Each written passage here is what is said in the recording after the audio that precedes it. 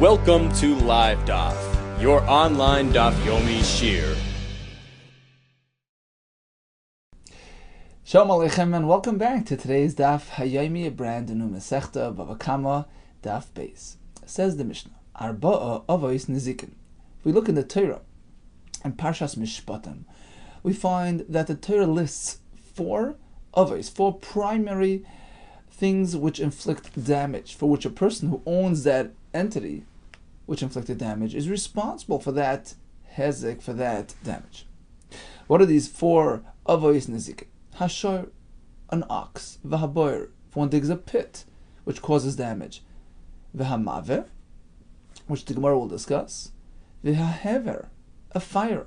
If a person's careless with his fire and it goes and burns someone else's property, he's responsible. Now, why? Why did the Torah have to go through all these examples of mazikin?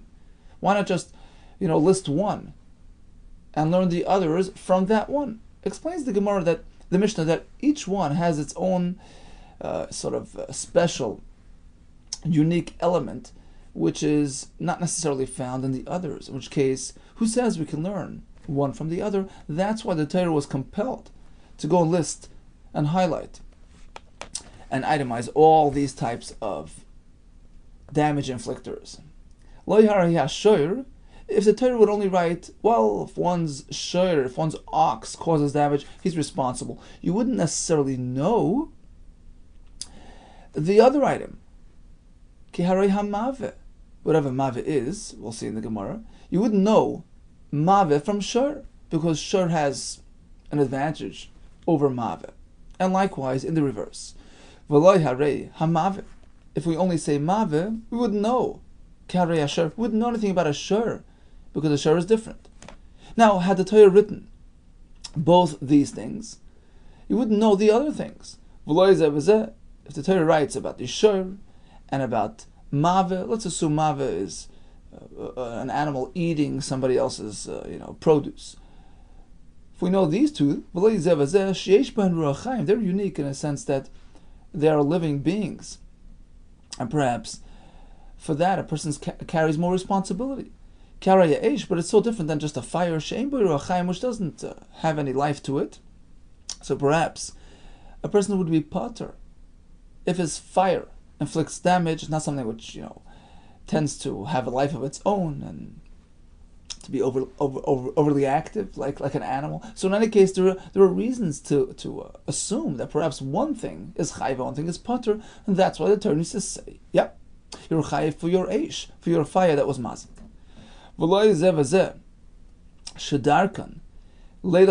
Now, if we know these three, the shor, the mave, the eish, I would say, they have common ground. Darkan leilach lahazik. Typically, they travel. They're traveling mazikim. They're active mazikim. They move around and inflict damage. So perhaps one carries more responsibility for these things. Carry a bar, but it's so different than a pit, which is, a passive entity. Shein darka leilach lahazik doesn't have that element of going and reaching out and being mazik in an active fashion. So perhaps one carries less responsibility for the bar. And that's why the Torah had to mention all these cases. Hatzad hashava shaban. So what's the common denominator between all these primary mazikim? Shadarkan lahazik. They have the ability and the liability to cause hezek. Ushmrosan alecha. And therefore you are meant to guard them from being mazik. Ukashahizik. And in fact, when this thing went and harmed and inflicted damage, chav hamazik l'sham. So the owner, who's now considered the mazik, he has to go pay up tashlumei nezik, compensation for that damage, b'meitav ha'aretz, using the best of his properties. So suppose he chooses to pay from his actual property's land, he has to give the best, the highest quality. Says the Gemara, what's the point of calling them avos? Avos sounds like they're primary entities which have teiladas, which have offspring and derivatives. V'gdetani avos, the fact that the Mishnah related to these mazikim as avos, mechlal di'ika teiladas. It sounds like there's teiladas as well, derivatives, subcategories. which the Gemara later will explore. Now the question is, what is the status of those Teilodos? Teilodos Sein, Kayetze Behen. Are they treated just like the Avos? Oilav, Kayetze Behen, or perhaps not? They're different. They're downgraded. There's less responsibility carried for the Teilodos than the Avos. That's a question. And now we're going to explore various other examples of Avos and Teilodos throughout the Torah, and try to figure out how we treat our case vis-a-vis the other cases. Gabi Shabbos Tanan. Take a look at halachos of Shabbos. We have Avos Malachos, Arboim Chasar Achas, right? We have 39 primary categories of Malachos.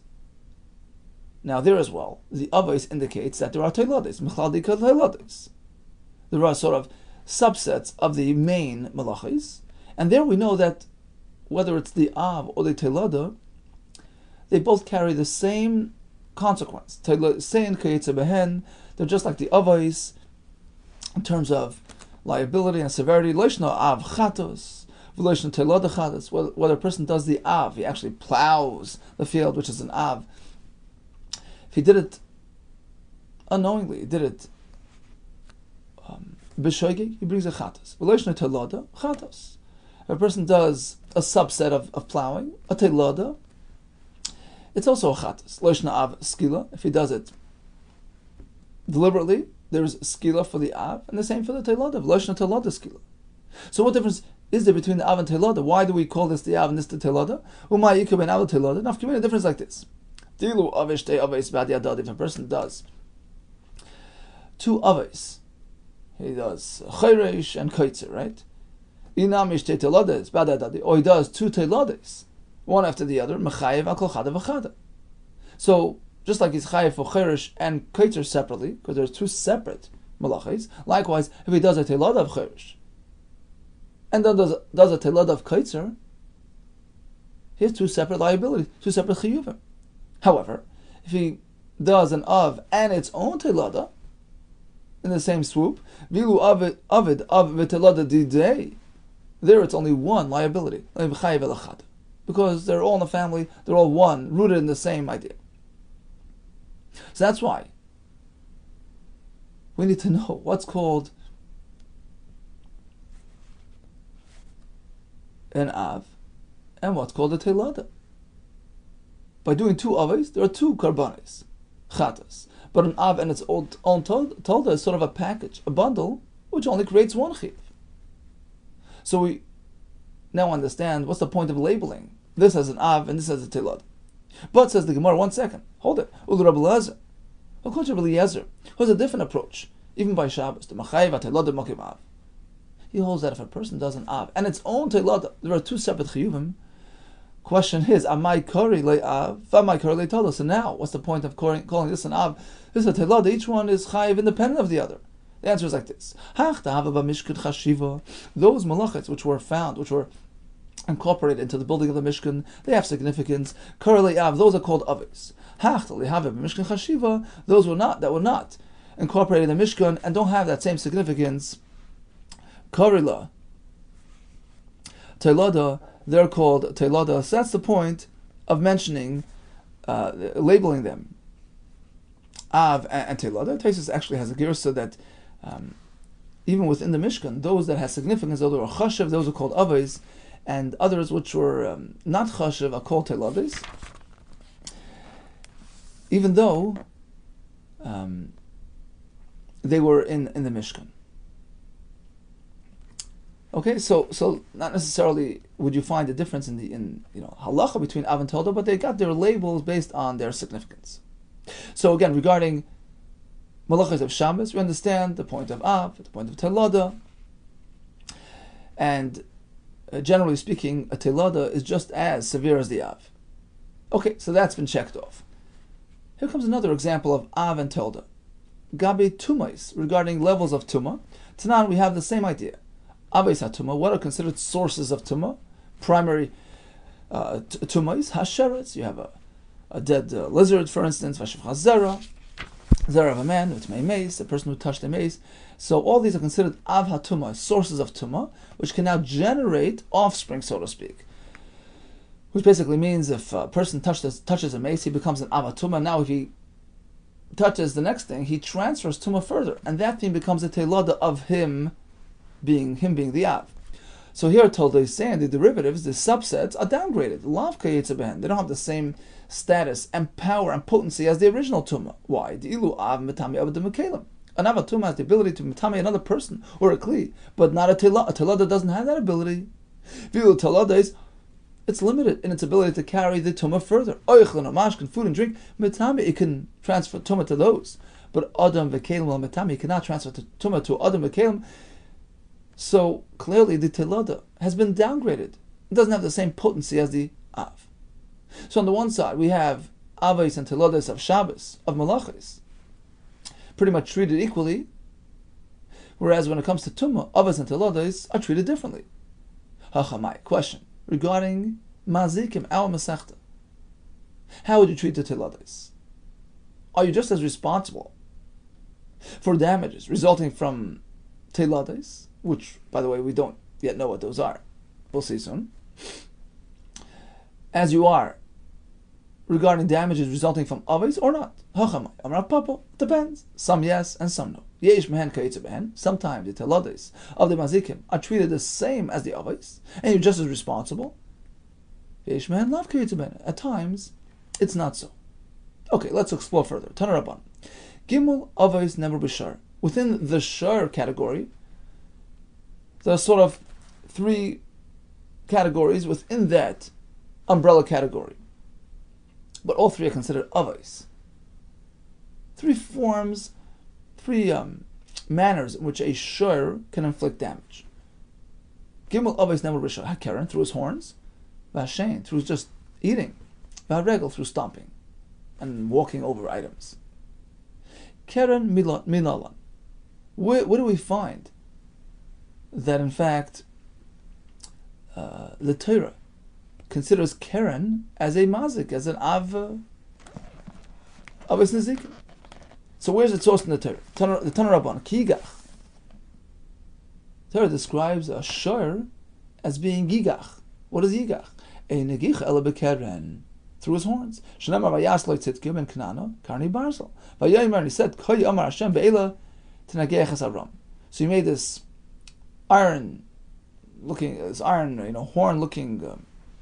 horn-shaped weapon, and he quotes Hashem told me to gore, to strike at Aram. So you see that negicha, the lashon negicha, kigach shar, relates to his horns. Vaymer, we have another source.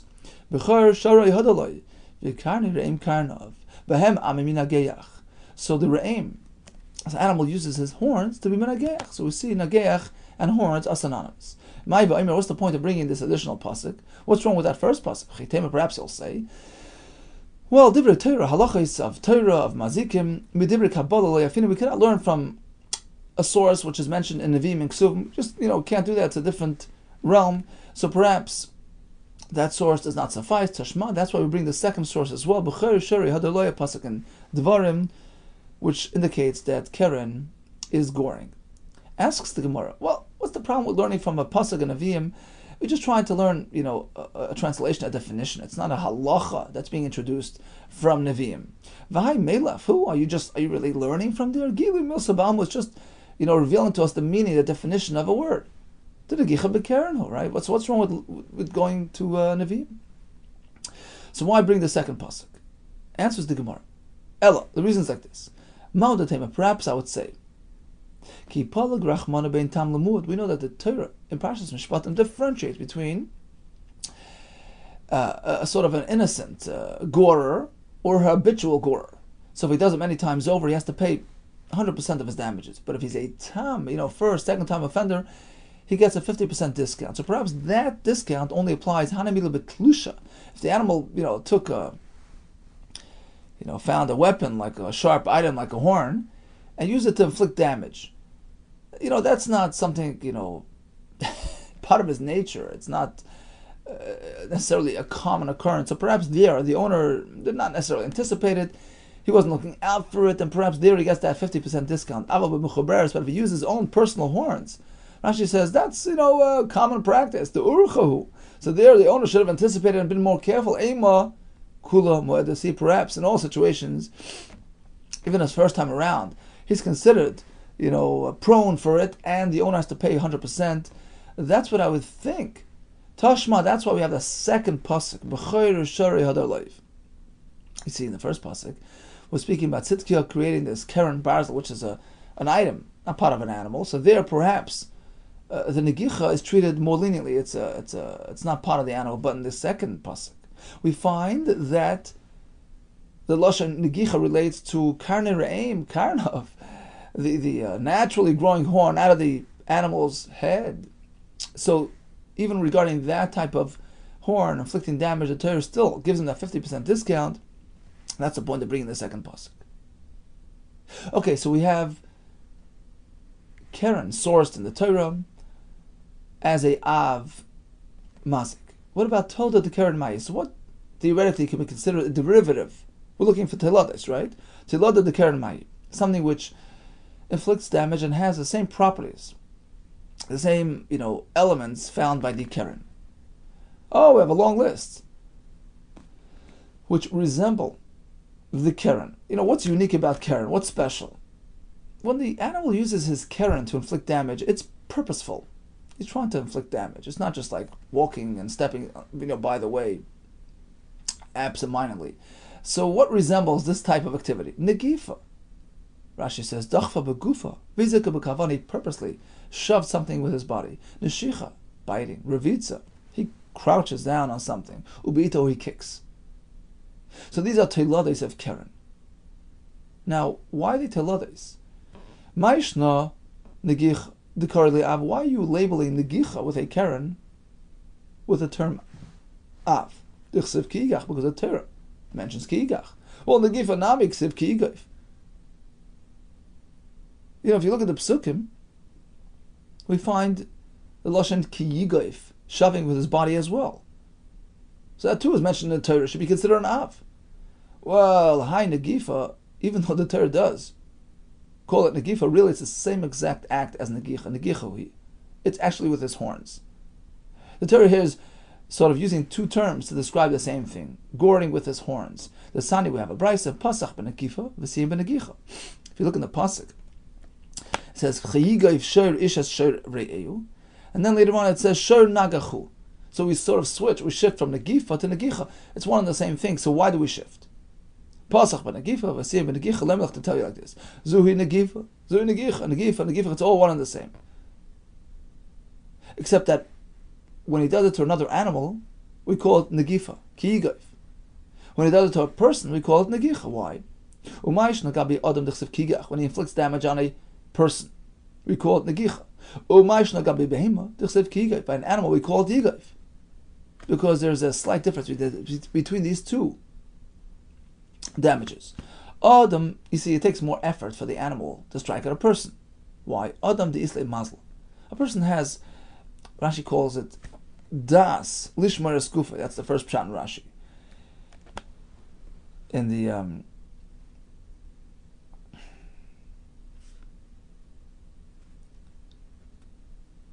second pshat in Rashi, Rashi says mazla means a malach to protect him. So either way, it's more difficult to strike at a person successfully. Adam b'isle mazla ksiv kiigas. Now the shah has to make an extra effort to be mazakim with kavana, with full force. So that's called kiigach. Behema, as opposed to striking at his fellow animal, that doesn't take much. The less lamazla, the animal isn't necessarily paying attention. He doesn't have this malach protecting. So here, it takes much less to inflict that damage. The less lamazla, and therefore the Torah relates to it with a different lashon. Ksiv kiyigav. So what's So again, what's the point of this whole differentiation? Lahalacha lamasa. There is a difference. You know why? Umilsa gavucha kamashmon. By the Torah, using different terms, the Torah is teaching us a very interesting halacha. The muad la'adam, if the animal is prone, is known to inflict damage on people, despite the difficulty in doing so, right? So you know for sure he can do it to an animal, which is much easier. The muad la'adam have a muad la'behema. He's liable to do it for a behema, and you have to watch over him. As opposed to umuad la'behema, if he's known to do it to a behema, which in a way takes less effort, so perhaps the owner will look out for that. But he's not going to He's not necessarily going to expect that his animal will do it to a person, which requires more effort and more audacity. Therefore, the owner isn't necessarily fully responsible if he did it for the other. So that's the point of that shift in language, but ultimately,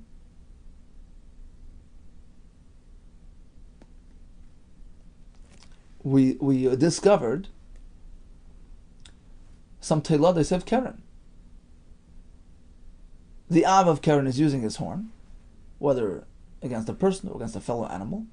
And teilades consist of negifa, pushing with his body, neshicha, coming up now, right? And on that the Gemara asks, neshicha, biting? Why is that called teilada of Keren? Teilada the sheni, biting with his teeth, sounds more like chewing food. It's a teilada of shein. Says the Gemara, no, look, shein yesh hano lezeka. The animal enjoys eating. It's a totally different category of a mazik. Ha, ein hano lazeka, as opposed to goring, shoving, biting. He has no, direct benefit from it, and therefore it is more. It has more in common with Keren than with Shein, and that's what's called a teilada of Keren. Next on the list, the revitza, ubeita, crouching down on an item and damaging it in that manner. Ubeita, kicking something. Why are these called teilades of Keren? Which part of the animal brings about this damage? Teilada the regularly. It relates more to the feet than anything else. So why should it be called teilada the Keren? If anything, teilada the regular is more appropriate. No, says the Gemara, in terms of the essence, the qualities found, the elements found within this act, it more resembles Keren than anything else. Why? Look, regel hazeka matzu. The Av of regel is something which is very matzu, very common. He's always walking around, stepping on things. So it has its own, packaging. Hani ein hazeka matzu, as opposed to biting and kicking. It's not your common thing that he does. So therefore, it's more similar to Keren, which is also an uncommon, unusual type of act.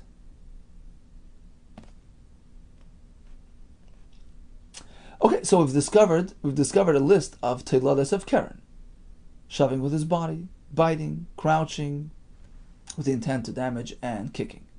So now, Ella told us saying lafke behen the Amar Papa. So let's go back to Rav Papa, who told us that sometimes teilades don't carry the same liability as the others. You're not responsible as you are by the others. What was he referring to? This list of teilades of Keren? Teilades lafke behen the Amar Papa. Hi, on what was he referring to? Ilay mahani, perhaps on these. Why? Why would he be less responsible? Ma'ishna Keren. Why would it be different than the actual Keren itself? The Kavanah Hazik. What defines Keren? It's a willful act of inflicting damage. U'amaynach was carried out by your property, by your animal. Ushmar Salecha, the animal which is under your care and your watch, and you're responsible because of that. Haninami, here as well. When he shoves, when he kicks, when he bites, it's a carbon copy. Kavanah Hazik. U'amaynach. So why would it be different? Ella, you're right. Teilada the Keren ki Keren. All the teilades of Keren are treated exactly like Keren, fully responsible. Okay, so that's been checked off. So perhaps when Rav Papa differentiates between Avos and teilades, it was in reference to the other Avos within the Shur, Shein and Regel. Okay, so let's proceed. Shein v'Regel hechaksivi. Where are these activities sourced in the Torah? The Sanya pasuk says, "V'shilach es be'iroi u'bir b'stei achar." He sends out his be'iroi, his animal, which devours the other person's field. V'shilach zehar regel. That's going on damage resulting from his animal stomping, walking out, going out. V'chenu eimer, as we find in another pasuk, that the lashon v'shilach refers to walking and stomping over items. Mishalchi regel asher v'chamar. Mishalchi regel means the animal is being sent out, walking out, and when the pasuk speaks about v'shilach aspiroi, the animal walked out and stomped and destroyed and damaged.